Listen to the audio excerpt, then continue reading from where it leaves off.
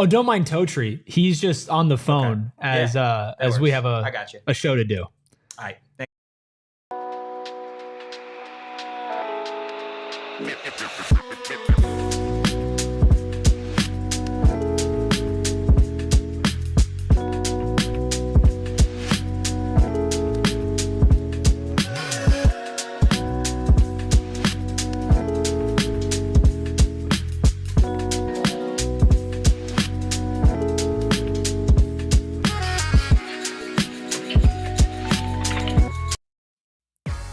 Happy Tuesday and welcome into the PHNX Sun Devils show, coming to you live from Studio K, presented by Circle K. Join Inner Circle for free by downloading the Circle K app today. Terms and conditions apply at participating locations. Visit CircleK.com for details. I am Anthony Totri, joined as always on these marvelous shows by the one, the only, the Jedi himself, Erik Ruby. That is Erik with a K. We have Captain Redbeard behind the Mac, making all of the magic happen. Guys, do us a solid. Hit that like button, hit the subscribe button, and drop a 5-star review wherever you get your podcasts. Ladies and gentlemen, boys and girls, we have a jam-packed show for you today. We're going to hear from Kenny Dillingham himself on the Cincinnati Bearcats on this matchup against Cincinnati's offense. We're going to also hear from Scott Satterfield, the head coach of Cincinnati. What does he have to say about that Arizona State defense? Also going to hear from the Bearcats quarterback, Brendan Sorsby, as well. But first, I really want to focus and hone in on this Arizona State defense as a unit prior to moving on to this matchup. Erik, it's something that we talked about a lot in the offseason, that this Arizona State defense was going to be vastly improved. In reality, they have shown just how far they've come, really even since week one. Yeah, they have been good. I think there are definite moments that you look back on the first 6 games, you say, okay, those are learning moments. And there are certain things that I think in the secondary, there have been moments where they have not been as strong as we expected them to be. But really, a lot of the moments that have been tough on the defense so far this season have come from injuries. Yeah. As well. That side of the ball has been a lot more banged up than offense. So I'm happy with the defensive performance so far, but I think there are still things that show they can get better. And I think this week specifically, it's interesting with the type of team that Cincinnati's putting out there, but we'll get into that specifically later. Yeah, I think what has impressed me most about this Arizona State defense so far is the improvement in run defense. This is a team that again, has faced and will face a number of really talented running backs in the Big 12 throughout the rest of the season. You could talk about Devin Neal at Kansas. You could talk about Micah Bernard at Utah and Taj Brooks at Tech, and the list goes on and on and on with the talented running backs in this group for Arizona State, a group that there wasn't necessarily a giant green flag to the front seven, specifically the defensive line. And this group has really, really impressed. Justin Watley, a former Cincinnati Bearcat, being along that Arizona State defensive line. CJ Fite improving in year 2. Jeff Clark having his moments. Prince Dorba obviously coming back. Clayton Smith. And then you go back to the second level is defense. The linebackers have probably been the most impressive part thus far. Jordan Crook, Keyshawn Elliott, Cyrus Fiaseyu, Caleb McCullough this past week. It's been wild to see the transformation, because if you go back into the Herm Edwards era, even the last year, right, this was an Arizona State defense that was giving up just 100-yard performance after 100-yard performance, and that no longer is the identity of this group. And you saw flashes of what this defense could be last year. Yeah. Right. And that, of course, because of Brian Ward and Kenny Dillingham, and they definitely overperformed quite a bit when it came to defense in certain games. Now, of course, they had, the showings against the Utahs of the world where you give up 55 points. But again, I think that's a little bit more of a personnel problem than it was a coaching problem. And we said it all offseason. We said it throughout camp that the defense is revamped. The defense for a unit that had a lot of moving pieces and moving parts. A lot of the players that you mentioned were not on this team last year. It's really impressive how cohesive they've been. Yeah. And they haven't made a ton of mistakes. There have been some mistakes in big moments, and some of those coming from repeat offenders like a Miles Rouser. But at the same time, just statistically, I know defense is not just about tackles, but it is kind of light shedding to talk about this type of stuff. 18 solo tackles, 28 assisted for 46 total for Miles Rouser. That's the best on the team. So even though he's been making mistakes, he's also been making a really big impact with 4 passes defended and a sack as well. But if you look at, let's just go through the top players statistically on this defense. So we just mentioned Miles Rouser not on the team last year. Yeah. Keyshawn Elliott not on the team last year. Correct. Xavier Alford didn't play. Correct. Last year. Okay, then you have Shamari Simmons. Was here. Shamari was here, right? Caleb McCullough. Played a little bit of a different position, though. He did. Safety. He moved around. Caleb McCullough. Okay. Keith Abney. Yep. Cyrus Fiaseyu. Clayton Smith. Yeah. CJ Fite. Jordan Crook. Like, when you go down, even if it Justin Watley's or the Zach Swansons of the world, there's a lot of players, Javen Robinson, that are fitting in as new pieces on this defense, but they're playing like a complete unit. And I think that's a testament to them, and it's a testament to Brian Ward, because that Texas State game is always what really rings in my head, where they were getting absolutely cooked. And they had the mental fortitude from a player and a coaching perspective to shut that down. Yeah. When we've mentioned bending and not breaking, it's hard for a unit that doesn't have chemistry and that doesn't have time together to really bend and not break, right? But they've done that, and they've done that successfully to a point where this offense hasn't been lighting the world on fire, and they are still sitting here 5-1, 4th in the Big 12, with a chance to be ranked if they beat Cincinnati. Yeah, and it's been really an improvement every single week. It's felt like since that Texas State game. You could say what you want about the Wyoming game and the Mississippi State game. Those were two opponents that, they haven't really had the best of seasons following that. But Texas State, then you go to Tech, you go to Kansas, you got Utah. This is a group that has made plays in every single game for this offense. On the flip side, to actually go out there and put up points offensively and win the game. And you look statistically, this is a group in Arizona State right now that is 5th in total yards per game in the Big 12. In terms of passing yards, they're about middle of the pack. And then rushing yards, this is a top 3 defense, allowing just over 103 yards per game. And then in terms of points per game, another spot where this unit ranks about 6th or 7th in this conference, which is really, really impressive thus far for this group. Like you said, a group that has so many transfers, and Keyshawn Elliott and Cyrus Fiaseyu in the secondary. Like, this is a group that lost a lot of players last year. And now they're going to be tested. This week, they're going to be tested the same amount that they were tested against Texas Tech, in my estimation. Cincinnati, in terms of offense, 2nd most yards of any team in the Big 12. The only team that has more or averages more yards per game is UCF. Cincinnati averaging about 460, which is a ton offensively. In terms of rushing, they're 4th in this conference.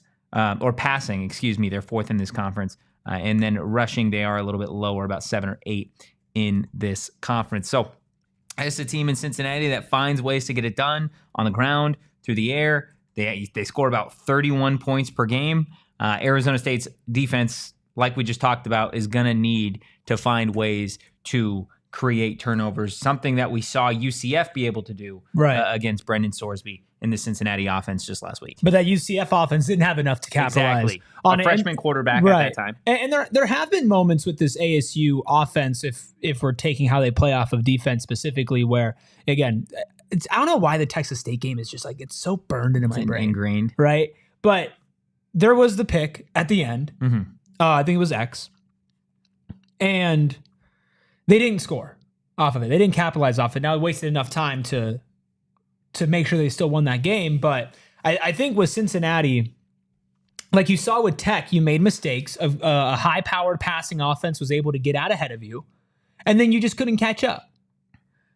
The difference, though, is that Cincinnati does not have a running back like they have in Taj Brooks to run the clock out. Yeah. Right? So it's not as big of a deal if you fall behind, but if you're able to contain them and correct some of your mistakes, especially some of your sloppiness that you had against Tech, and you can create turnovers, win the turnover battle, maybe get 1 or 2, like this defense has done a couple of times, you are in a good spot. Like, you are in a spot where, hey, we'll run the ball out. Cincinnati doesn't have the greatest run defense, so if we can get your offense off of the field and win the time of possession battle, that's the recipe for a 6-1 start to the season for ASU. Yeah, in theory. And again, we'll talk about the offense, Arizona State's offense, a little bit more on Wednesday's show. But if this defense is able to secure Cincinnati, then the offense shouldn't have any trouble doing what they've done all season, and that's run the rock.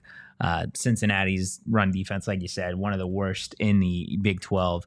Going up against Cam Scatterbu should be a feast. But back offensively for the Bearcats, Corey Kiner, the running back, he's senior, 5'9", 210.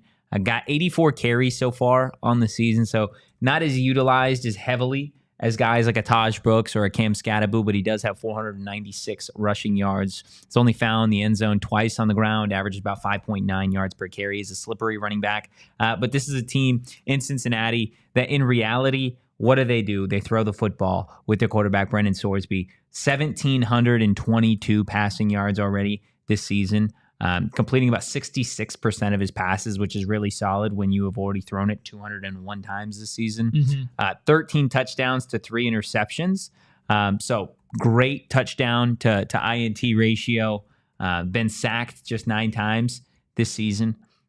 Quarterback rating of 156.5. So this team, how have they gotten to their 4-2 start? It's because Brendan Sorsby in this Cincinnati offense have been able to really, really carry them despite a pretty pathetic defense that Cincinnati throws out there. I mentioned it to you before we even started the show. This is a team in Cincinnati offensively that is going to test Arizona State from a skill position perspective, not necessarily in the backfield with the running back, Corey, but they do have some interesting wide receivers and tight ends, and they really do spread it out. Again, those 13 touchdowns. Xavier Henderson, he's a wide receiver for Cincinnati. He's got 4. Joe Royer is a tight end. He's got 2. Tony Johnson, he's got 3. And the list kind of goes on and on. About 5 or 6 separate Bearcats that have found the end zone through the air. The secondary is certainly going to be tested this week. Who is your number one player on the secondary that needs to step up? I'm not even going to say that needs to step up, but that needs to have a big game this week. Is Shamari. I want to see Shamari have another big game because what'd you say? That Texas State game is the game that really has been burned into your head, right? Yeah. This guy at nickel is been pretty phenomenal in run stopping. In terms of being in the secondary, I think this defense flows well when Shamari is having a good game. And I think that's just kind of the standard with college football, right? If you're nickel corner, the toughest position on this defense to play is having a really solid game. Odds are the rest of your defense is probably having a pretty solid game as well. And it's going to be really important with these two passing weapons, specifically in Xavier Henderson, 34 catches, 474 yards on the season. And then Joe Royer at tight end, 28 catches for 347. Arizona State hasn't seen a tight end like Royer since Jalen Conyers, who did score. So they've got a bunch of guys. Tony Johnson, 20 catches. Jamoy Mays, 16 catches. Like there is literally 1, 2, 3, 4, 5, 6 pass catchers. 6 pass catchers with over 100 receiving yards. And that's tough. For this team. That's tough because there's not just one. There's not one person to focus on. That's one of the things that ASU's offense struggles with is the fact that if you're throwing the ball, you're most likely going to be throwing it to Jordan Tyson, right? Yeah. X and your running backs are going to get involved every once in a while. Shamama Tyer as well, but more often than not, you're going to be throwing the ball to Jordan Tyson. Yeah. Cincinnati, a little bit harder to scheme for because anybody who already has 100 yards on the season, anybody who scored can be a threat, especially, William in the chat goes, the defensive mindset of bend don't break works when you hold an offense to sub 50% on third downs and or red zone touchdowns. Those two things were holes going into the Utah game, but were massive improvements. It's a lot harder to stop third downs and red zone touchdowns when you have a variety of weapons that you're going up against. Yeah. Right? When you don't know, like, hey, if they're going to throw the ball here, it's 3rd and long and they're going to take a shot for the end zone. It's going to be going to Jordan Tyson or Shamama Tyer. It's like, no, it could be going to one of 4 people on the field right now. Yeah. And effectively as well. That's really hard for a team to game plan against. It's going to be a really good test for Brian Ward. And Chamso forces, are you pulling double duty, Erik? Yes, I will be on the Suns show at 3, but He always is. Back to football. It's what he does. Infamous front runner chat. University of Cincinnati defensive coordinator came from Iowa State last year. It's basically a cyclone defense. Yes. Where's Devenol? It is. Where's Devenol? They do run that 3-3-5 defensive scheme. But Kenny had said in the press conference on Monday that he actually studied with Cincinnati's defensive coordinator over a summer. And they kind of were able to pick each other's brains a little bit on that. And we'll get to some sound from Kenny Dillingham, also some sound from Satterfield and Sorsby, but we're going to do it on the other side of this break. I'm going to have a conversation with myself. Okay. Oh, Erik, what are you wearing? Oh, you mean this hat? Yeah, that's a nice hat. Oh, it's a Branded Bills hat. Branded Bills? Is that a good hat? Oh, it's the best hat. You can elevate your brand with Branded Bills. Okay, I'm done with that skit now. Listen, guys, I absolutely love Branded Bills. I figured I wasn't going to do that for a minute straight, but I do absolutely love these hats. They feel so nice. Devin on the chat, good to see you, buddy. Listen, truckers, fitted, beanies, snapbacks, or tees, Branded Bills has you covered with performance and style. I do get compliments on this hat. It's not a flex. For me, it's a flex for Branded Bills. We're going to get some custom PHNX ones. I'm excited to show you guys that. And you can have your own custom apparel as well as you can brand your own Bills. They have exclusive partnerships with ASU. If you saw Sam Levitt in studio, QB1, he was wearing Branded Bills. And I'm sure every other player in ASU football does as well. Head to brandedbills.com. Use code PHNX for 20% off your first order. Branded Bills is so awesome, and their product is already so affordable. But if you're somebody out there who's maybe you need to start saving some money, right? The holidays are right around the corner. You're going to have to start getting Christmas gifts and such. Well, guess what? Circle K, they're helping you save money with your everyday purchases, and they're helping you do it through their free membership program called Inner Circle. Guys, it's super easy to download and even easier to sign up. Just head over to the App Store, download the app, enter your email and phone number to be fully enrolled, and then boom, all you need is your phone number to start getting some of those deals. And those deals include saving 25 cents per gallon on your first 5 fill-ups, and then save 3 cents per gallon every single day after that. There's plenty of other member-exclusive deals and discounts. Enjoy your member-exclusive beverage deal. Inner Circle members like you can get any size Polar Pop or Froster for just 79 cents. Join Inner Circle for free by downloading the Circle K app today. Terms and conditions apply at participating locations. Visit CircleK.com for details. Getting back to the conversation about Arizona State's defense, going head-to-head with the Bearcats offense. Brendan Sorsby, Xavier Henderson, Corey Kiner. Again, the list kind of goes on and on with the weapons that Cincinnati does have. We were able to watch a little bit of what Cincinnati does offensively, and I'll be honest with you, Erik, I wasn't too impressed. Despite the numbers, UCF had a, what was that sound again? UCF had a chance to win the game at the end there. And again, this is a team in Cincinnati. We did it the other day talking just about, Arizona State, if they belong in the top 25 based off of their opponent's strength of schedule, who doesn't, who does. Cincinnati, on the flip side of this thing, doesn't necessarily have that one marquee win yet this season. No, but they're still favored to win this game. They are still favored to win And I think part of that is, of course, ASU's on the road and they're playing a game at a super weird time. How cool is it that Kenny and the staff are moving practices like super early? Yeah. Because, hey, we got to simulate being ready to play football that early on the East Coast. But, yeah, since this would be the best win for Cincinnati the whole season. Yeah. Would be beating ASU. Right. And isn't it kind of crazy that ASU has now become that team in multiple games where it's if they lose, then that's the other team's signature win. Yeah. Right. Texas State, that would be their signature win. Right. Kansas, that would be their signature win. And now Cincinnati, ASU would be their signature win. When we were watching, the thing that scares me the least about Cincinnati is the fact that they don't have a counter to the passing game. Yeah. Right. And the same thing that I said before, where it's really hard when you're in the red zone and you're trying to stop a third and long or anything like that. You have so many passing options, right? But if you know they're going to throw the ball, that does take an element out of it. And it's not like they're incapable of running it, but they do not rely on their running back not nearly as much, especially not as much as ASU, but not nearly as much as a lot of other teams in the Big 12 who do have that punch. Again, I mentioned the Texas Tech game. Right. What made their passing offense really hard to defend was the fact that at any moment Taj Brooks could have the ball in his hands while you're focused on stopping, a Jalen Conyers down the field. Pace as well. And the pace too. So Cincinnati has the options, but not the options within the options, right? They have options to pass. They don't really have just a solid running game that they can sit back and rely on. Yeah, no, 100%. Look, we've spent some time talking about this Cincinnati offense, and of course, we're going to continue talking about it. But let's go ahead. Let's hear from Coach Kenny Dillingham on what he thinks of this Cincinnati offense. Coach Satterfield does a really good job offensively. He's always done a really good job offensively.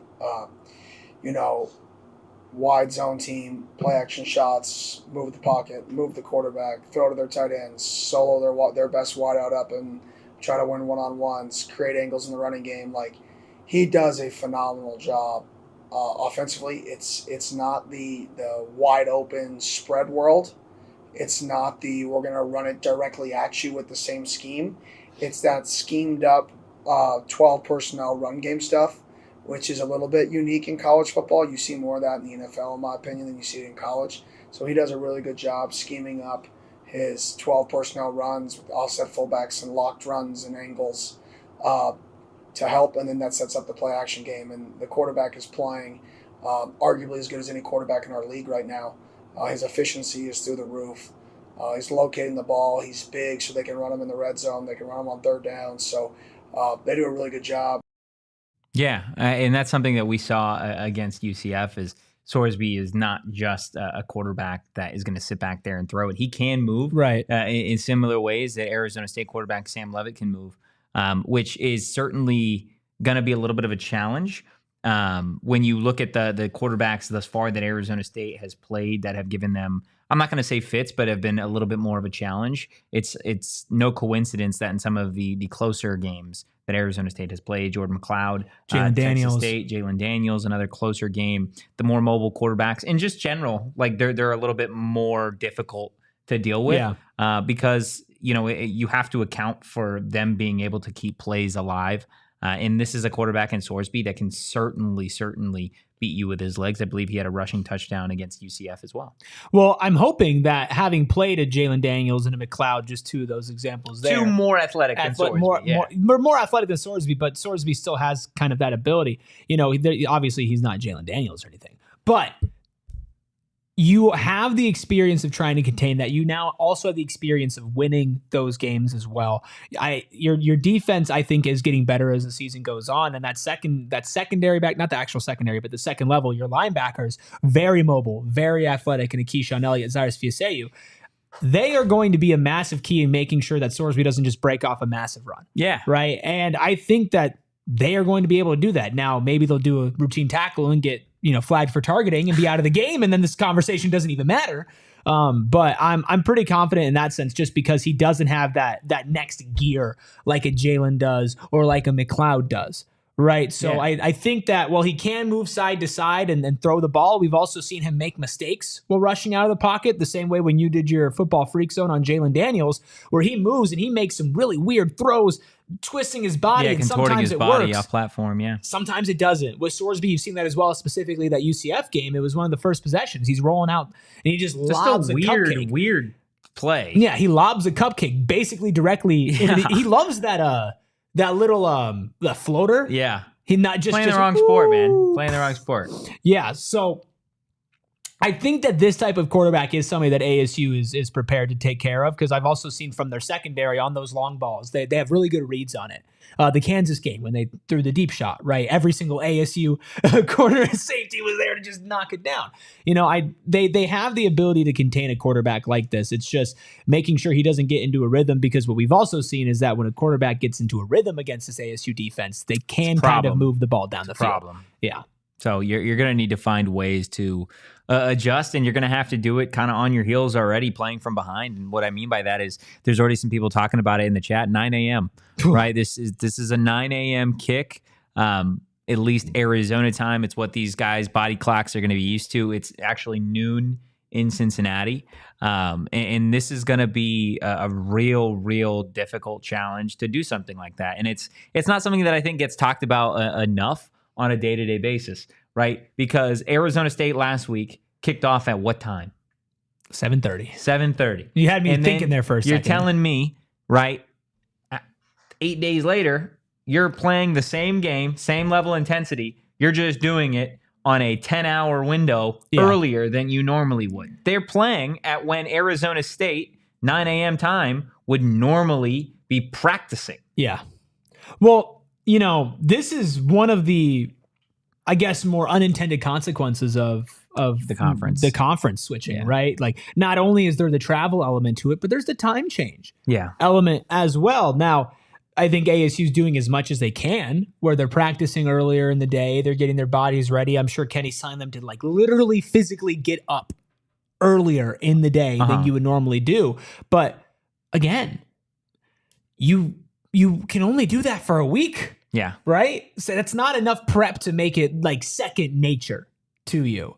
So great test. Can I keep my theme of like the perfect the perfect game? We're doing it again, huh? I mean, you found a way to get it. No, you found a way to get it every I already time. have it. I already have the whole dang thing. Speak to me. Okay, let me pull up the ASU schedule and tell you why every single game so far has been perfect for ASU. Right? Wyoming, tough enough game, good team from last year, but good enough for you to beat. You absolutely destroyed them. Mississippi State, again, SEC team, good level of talent, not nearly as good as you. You still beat them. Then short week, Texas State, it's their Super Bowl, first road game, real test. You fight back, you win. Perfect. Now, what's not perfect about the week after that is you lose to Tech, but you make some mistakes. You have the bye week. You come back against a team in Kansas that's struggling, but still has the talent to keep you on your toes. Again, perfect. You come back and you win that game as well. Then you're on the verge of getting ranked, and you say, we're going to take on number 16 Utah. This is the true test. You're going to drown or are you going to float? Right? You go into Utah, not going to Utah. You go in and you play Utah. You take down Utah. And again, this is the accelerated version of this. I had better reasons before. Now, you're sitting here 5-1 on the season, unranked, but on the verge, going up against a team that you are not favored to beat, but a team that on paper, we both believe, you are better than. Yeah. Right? Arizona State is better than Cincinnati. And it's a test because you have to get in this mindset playing at 9 a.m. on the East Coast in a different environment, different type of weather against a team that passes the ball. This is not an offense like we can compare it to Tech. We can compare the quarterbacks all we want. This is not an offense of this style that ASU has seen specifically so far this season, right? So it's a new test, it's a new challenge, but it's one that is exploitable. You got it. Wow, you made it all the way out. I made it through that. I was scared for you. I made it through that. I was scared for you. That is why Cincinnati is the perfect game for ASU to go and try to be 6-1. I mean, I see the clip already. I mean, you know what I'm saying? Well, I don't know if we should clip that considering I burped halfway through it. You saved it. You saved it, man. Look, we could tell you why we think 9 a.m. is a little bit of a challenge, but let's go ahead. Let's hear from Kenny Dillingham just on the challenge of Cincinnati and being on the road at 9 o'clock in the morning. Yeah, definitely, playing on the road and then a really good opponent. This team has 2 losses by 4 points total. Otherwise, they'd be undefeated in the top 15 team in the country if you flip 4 points in their season, which is crazy to think about, but that's the sport. So, finical it is. I think that's the right word. It's close. But that's how close it is for them being undefeated. So we got a great challenge ahead of us. It's some special weekend. I think it's Parents' Weekend or it's homecoming. There it is, homecoming weekend for them, so it's going to be loud. It's at 9 a.m. our time, so that's a challenge. So we got a lot of challenges ahead of us, and it's all about us, and we got to stay focused on the work and the prep before we get there. It's all about the prep. Later on, Kenny mentioned that even just his own body clock has to start changing, right? Does he sleep? This week, well, he normally gets up at 5 o'clock in the morning, and he made a joke. He's like, well, now I get the luxury of waking up at 4 o'clock in the morning. Obviously, pushing stuff back. Arizona State practiced earlier today. They're going to practice earlier than they normally would tomorrow. Everything is getting bumped up. Meetings, workouts, all of that based off of trying to get those body clocks adjusted by the time you are in Cincinnati and have to kick off Saturday morning. But look, we've heard from Kenny Dillingham. You guys have heard from us. It's time to flip the script. We are going to let you guys hear from the Cincinnati head coach and quarterback Brendan Sorsby, but we are going to take a quick break. If you're in Cincinnati, go to this game. If you're an Arizona State fan. If you live in Arizona and you want to go to the next Arizona State home game, or maybe you want to go to a Suns game, or maybe you want to go to a Cardinals game, Maybe you want to go to an ASU hockey game.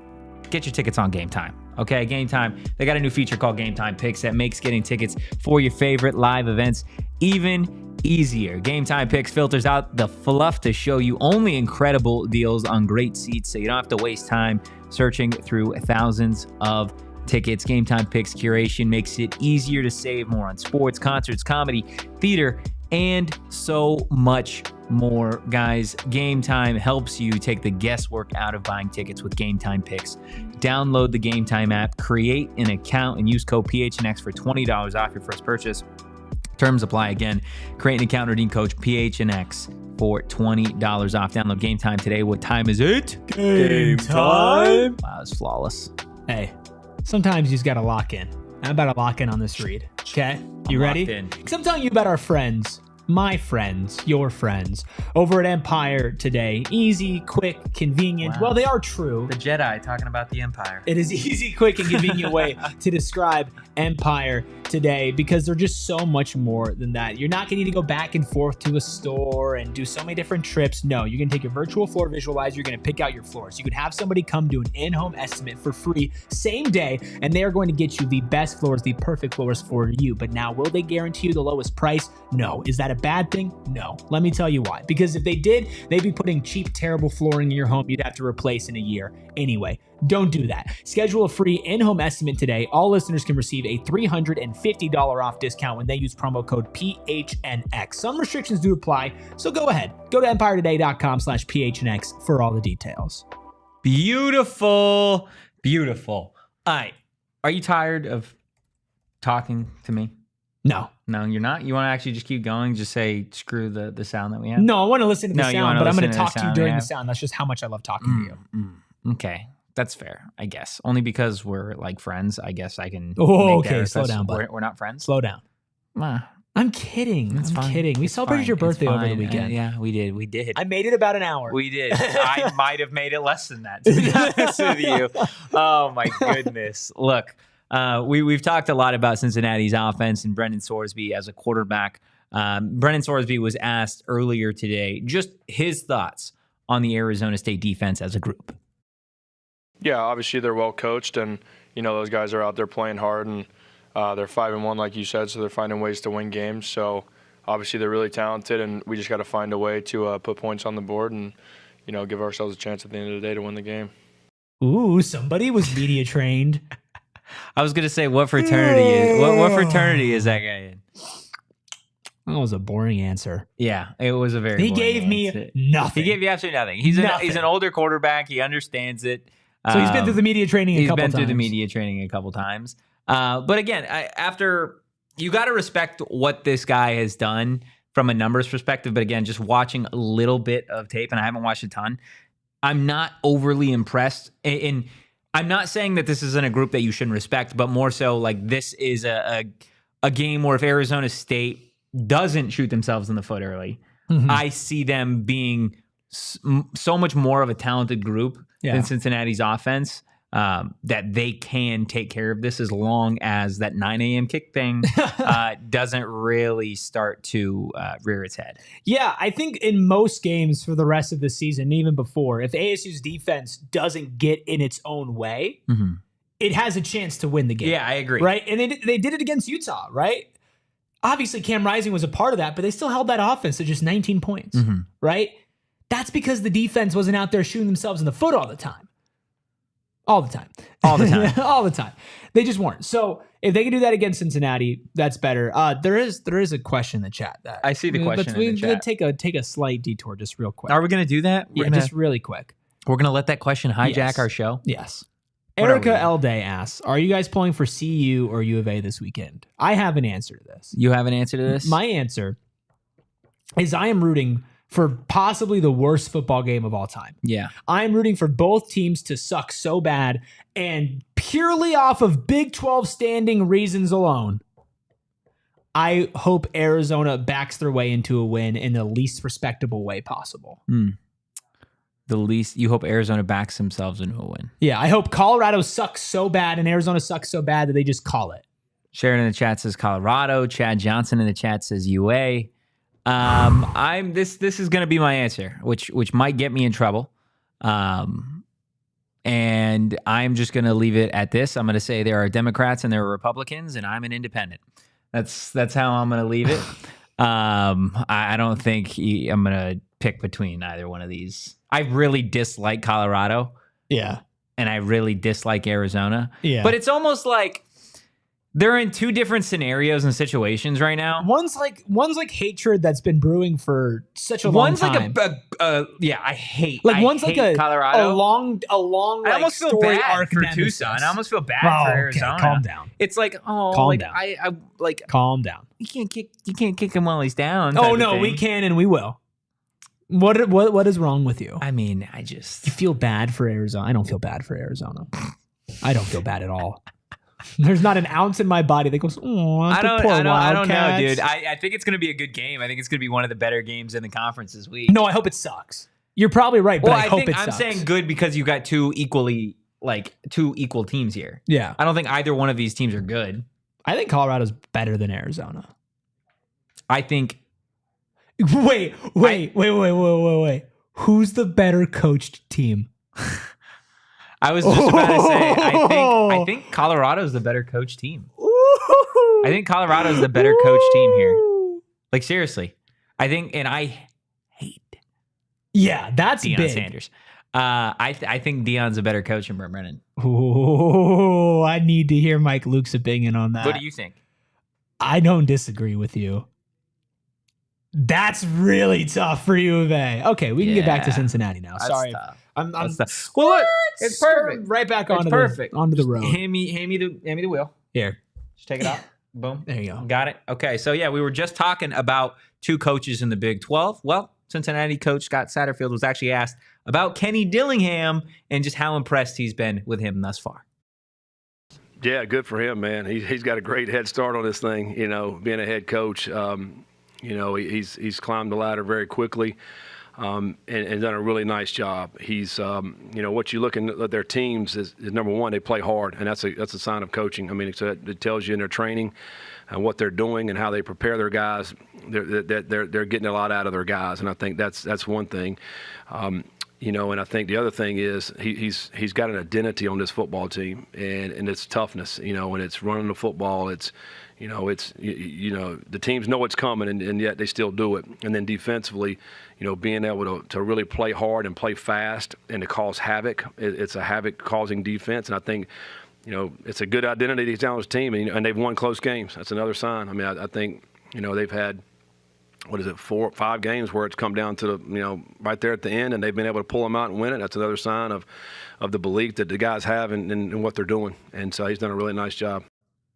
The belief. The belief. It always comes down to the belief. It does. I mean, that's why you're able to get so much more out of your players than a lot of people expected. Yeah. No, I think, again, you've seen that thus far. And Kenny Dillingham was asked on Monday about the national attention that this program is getting. And like Satterfield said, like, he's got this team playing hard and continuing to do it week after week. The guys are buying in. And to do that in year 2, only halfway through year 2, speaks volumes about who Kenny Dillingham is as a coach. I do have a question for you, Erik, and the chat. Please. But first, remember, hit that like button, hit the subscribe button, drop a 5-star review wherever you get your podcast. If you are a Big 12 fan, subscribe. We're talking about stuff going on in the Big 12 all the time. Check out our Big 12 power rankings while you are at it. Also, got a newsletter. Oh. I feel like Blue's Clues. We got a letter. We got a letter. Something. It goes something like that, right? Let's That's how see that who went. it's from. There you go. I think. Go phnx.com/newsletter. PHNX Daily. Who's it from every single day, Erik? Patrick Brown. And what is Patrick Brown putting in the letter? Oh, just everything you need to know to keep up to date with all the current events happening around Valley sports. Whether it's ASU, whether it's Suns, whether it's Cardinals, whether it's Diamondbacks, whatever it is, they have it for you. And by they, I mean Patrick Brown. There is really nothing like this. It's a one-stop shop. It's delivered right into your email. It is free every morning. There are some other places out there that claim that they do a newsletter. It's just a collection of links. They do not have it. It is just a collection of links. We know this. We know. Yes. This one, not just a collection of links. No, very bad. Don't like that. No. Yeah, it's actual writing. It's actual insight. And it's a worthy email for you to get. So ditch all the other, I don't know, newsletters. I probably not even signed up to one because there's not any other good ones out there. This is a good one. Did we botch the letter thing? Did we? I don't know. Will, did we botch it? Will says we botched it. I thought that's how that went. We just got Let's see who it's from. Let's see who it's from. Yeah. This is like the Berenstein Bears, the spelling thing. Maybe we just all remember it differently. Question, though. Okay, hit me. Give me 10 other jobs that Scott Satterfield could have other than football coach based off of what you saw. High school teacher. Okay, I'll give you that. What's he teaching? Like geometry. Yeah. Yeah, but he hates his job. He hates his job. He hates his job. Are we doing the thing? He messes with the kids. He likes the kids, but he hates his job. Okay. Right. He owns a mechanic shop, but he doesn't know how to work on a car. Okay. Interesting. That's a very interesting specific poll. Accountant. Ticket sales at the aquarium. Wow. Okay. Tell me I'm wrong. No, that's a good one. You give me one. Works at a Cabela's. Looks like he works at a Cabela's. Oh, dude, no. He's for sure the floor manager at a Home Depot. Ooh, okay. Yeah. Walmart greeter. Yeah, that's a standard one. Captain River, you got anything? Furniture store? Furniture store. Okay, great. Got it. Erik, a water slide operator. Ooh. It's a good one. We need one more. Bring us home. Pilot. See pilot? I can see pilot. A pilot? I can see pilot. No, I don't see pilot. Oh, fine. I don't know, like a bartender on a cruise ship. Interesting. Okay. He's like a safari host. Safari host is good. Okay, I'm here for that. Lewis, not Lewis and Clark, just Lewis Clark says, "When is Scat going to be on the pod?" Soon. Subtle look into the camera. Soon. Subtle look into the camera. Soon. More on that. Soon. More on that to come. Yeah. Fun stuff. Sharon in the chat. This is one of those things going on my I Feel Old list because I was in high school and college when Blue's Clues was popular. And apparently it's we just. I was a baby. I was a child, and I loved Blue's Clues. That was awesome. Yeah. Did you not like Blue's Clues? I messed with Blue's Clues. I don't remember like anything from my childhood. You know what I really want to know? What? We're getting so off topic. Yeah. I promise we'll get back. Will we? Yes. Kyle, what was your like favorite kid cartoon? Did they have normal cartoons in Alaska? Wow. Wow. That's crazy. I don't even know if I'm going to answer that now. Did you guys have the normal ones? I was actually living in Africa when I was a kid. You were what? Living in Africa. Yeah. Oh. See, you don't know Kyle like I know Kyle. So is that different cartoons there too? Yeah, there was like a lot of British cartoons like Peppa the Pig. Oh, Peppa the Pig is crazy. Were you a big Peppa the Pig guy? I might have watched it once or twice. Oh, Mr. Peppa Pig himself. Hannah Montana, Hannah Montana, Sweet Life, all the classics. Okay, so like how young are we going? I'm talking like Blue's Clues era. I mean, Blue's Clues is definitely up there. Children cartoons. Oh, Bob the Builder went crazy. Bob the Builder went crazy. I was a big Dora guy. Arthur. Dora went crazy. Yeah, you were. Arthur the Anteater. Dude, I had a giant crush on Dora as a kid. That's not surprising at all. Thomas the Train. Because of the name Max and Ruby. Did you ever watch Max and Ruby? I've heard of it. Yeah, it's like the two rabbits. I never watched it. Oh, yeah, no, I got you.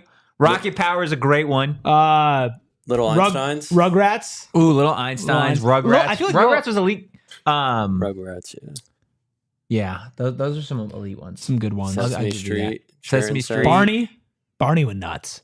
I messed with Barney. Y'all ever watch Dragon Tales? Dragon Tales went crazy. Dragon Tales went crazy. I'm so sorry to everybody who's in the chat right now. That has no idea. Our thumbnail is like Cincinnati versus Arizona State football. And then you click on the stream and it's like Dragon Tales. Dragon Tales goes nuts. Does go crazy. Chat in the chat, Thundercats, Sesame Street, Arthur and Blue's Clues. Oh my goodness. Rocket Power. Caillou. Caillou was all right. Bear in the Big Blue House. David knows what's up. Bear in the Big Blue House was great. Arthur's theme song. As I'm walking down the street. Have you ever seen that? I don't remember that. Oh, Arthur's theme song was sick. What was Arnold? Hey Arnold was a good one. Yeah, Hey Arnold was good. Recess, I think that was one. Erica, Dragon Tales was the cartoon. Dragon Tales might be the GOAT. Dragon Tales was pretty Might elite, be the bro. GOAT. It was pretty elite. Masters of the Universe, I never even Oh, heard did of you ever that. watch Land Beyond Time? Yes, of course. Land Beyond Time was that. sick. Was it Land? No, I think it was before? Land Before Land Time. Before Time, sorry. Yeah. Teletubbies? Fake fan. Teletubbies creeped me out. Well, yeah, but it was still like still one of the programs. We have not lost a single viewer since we started talking about this. I love all of you. SpongeBob was pretty elite. Okay, but can we put a poll in the chat? What's I don't everybody's even think- favorite? But that's too many child- options. Too many No, options. we'll give them 3, and then we'll say other. That not fair? We can do that. I guess. But I feel like when you start saying SpongeBob, you start creeping into like not just kids cartoons. Like SpongeBob for me was more of like not like 3 or 4 years old type thing. Like I think Dragon Tales and SpongeBob are in Okay, two so we'll go different Dragon categories. Tales as one of them. Blue's Clues. Blue's Clues. Oh, you ever watched Clifford? Of course I watched Clifford. Clifford dude. was sick. I got Dora? that dog in me. Where you think I got Yeah. it from, dude? Yeah. Got it from Clifford. Hey, we lost 5 people now, so we should probably wrap this you up. mentioned it. You mentioned it. Well, we're gonna So put the they poll. left because We of need- that? Yeah, we need another one. We got 2. Give me one more and then other. I don't know, do Barney. Rugrats. Rugrats. Let's do is Rugrats. Let's do Rugrats and then other. And while that poll is going, make sure you vote in that poll. You also hit the like button. We're gonna get back to Scott Satterfield and what he has to say about Arizona State's defense. fine. What a transition. Yeah, I mean, I don't have another way. I don't have another way to get back, steer this train back onto the rails, other than the fact that Scott Satterfield isn't taking this Arizona State defense lightly. This is what the Cincinnati coach had to say about that Sun Devil defense. Defensively, stingy defense. They play hard and turn the film on. It really shows up.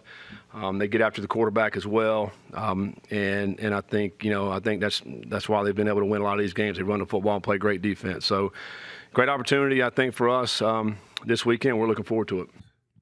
Is this their Super Bowl? I don't know It's who not. do they have It's next. not. Who do It's they have not their next Super after Bowl. this? I am pulling up their schedule right now. Give me half of a second. Colorado after us, then No, West that's their Virginia, Super Bowl. then Iowa State, Kansas State. Wow, they have a tough back to back. Colorado, West the Virginia. same week Arizona State does. So they take on Iowa State when we take on Kansas State, and then they take on Kansas State when we take on BYU. Let me put it like this, and this was proposed to Brendan Sorsby pretty much in the press conference, was this game is wildly important for whoever is still in contention to play in the Big 12 title game. Both teams, if ASU wins, are 6-1. If Cincinnati loses, both teams are 5-2. That's correct. If you said if Cincinnati loses. Sorry, if Cincinnati wins, both teams are 5-2. If Yeah. Arizona State wins, ASU 6-1. Yeah, but Cincinnati will have the tiebreaker over you. Yep. I mean, I think another loss right here before, like, for either team before you take on that 2-week stretch for the 2 of the last 3 weeks of the season, a loss here would be pretty tough for both teams. Yeah. Now it's not impossible to come back from, but if you're talking It's two much- losses, it's it's way more unlikely that Yeah. you look at any Big 12 championship type game, unless, because the thing is, you're kind of banking a loss for one of those 2 ranked teams at the end. Yeah. So if you can then win out, you can beat those 2 teams at the end, then this loss doesn't matter as much. But that's a lot tougher of a task. So this is a pretty big deal. Yeah. I think for Cincinnati, it's going to be much more of a uphill battle if they drop this game. They'll be a 4-3 on the season. I don't know who their losses have come to other than Tech. Cincinnati, and then they lose to. I think they lost a non-con game. They lost to Pitt, Yeah, 28-27. yeah. And Pitt's a ranked team. Yeah, Pitt's a good team. But they did lose to Tech. So a loss to Arizona State would certainly hurt their chances of continuing to try and fight for a Big 12 title. Arizona State, on the other hand, can set themselves up beautifully. If you advance to 6-1, you have a bye week after this. You can get healthy. Opposite of the type of bye week you had before, if you win this game, where you're actually still going to be able to ride momentum. Yeah. And possibly stay in the top 25. If you get in the top 25, then you have a bye. You're ranked for a couple weeks. No, 100%. Ooh, Will in the chat, Scooby Doo and Tom and Jerry as well. Oh, Scooby Doo, Tom and Jerry. We totally botched those. Again, Those were great. Yeah. Those, I don't consider those. Rugrats leading the way. Rugrats is sick. Wow, people hate Okay. Dragon Tales. But here's the thing. Yeah, the people are sleeping. The thing with like Scooby Doo and Tom and Jerry is like those are definitely children's cartoons, but I don't consider them like the children's cartoons. They're like in baby the, cartoons. and the same ilk of like the Dragon Ilk? Tales. Is that what you just Yeah. you just ripped that word? The 1-syllable word. Yeah, that's a hell of a word, dude. Is it? Yeah. Chad is Ilk? ilk Ilk? in the same ilk Can you give me the definition of ilk? and like likeness. Mm. Like Cam Scottaboo is in the ilk of the greatest running backs of all time. Yes, yeah, no, I think that's a vocab rip right there. That's just me. Anything else on this matchup? Obviously, catch tomorrow. me taking the SAT this weekend and getting 100 on the vocab. Tomorrow we're going to be talking more about the Arizona State offense going up against that Cincinnati defense. I saw some people in the chat had some interesting questions. Maybe we'll address those questions on tomorrow's podcast. But you won't know until you show up. Make sure you guys hit that like button, hit the subscribe button, and leave a 5-star review wherever you get your podcast. If you enjoyed the content, cartoons, Cincinnati, Sun Devils, all of the things. You're not getting this anywhere else, I'll tell you that. You're really not. Give us a follow at PHNX_Sun Devils. You can follow me at Anthony_Totri. You can follow the Jedi, always talking about the Empire here, at Erik Ruby. That is Erik with a K. And you can follow the man steering this pirate ship. That is the one, the only K Coop Sports Captain Redbeard.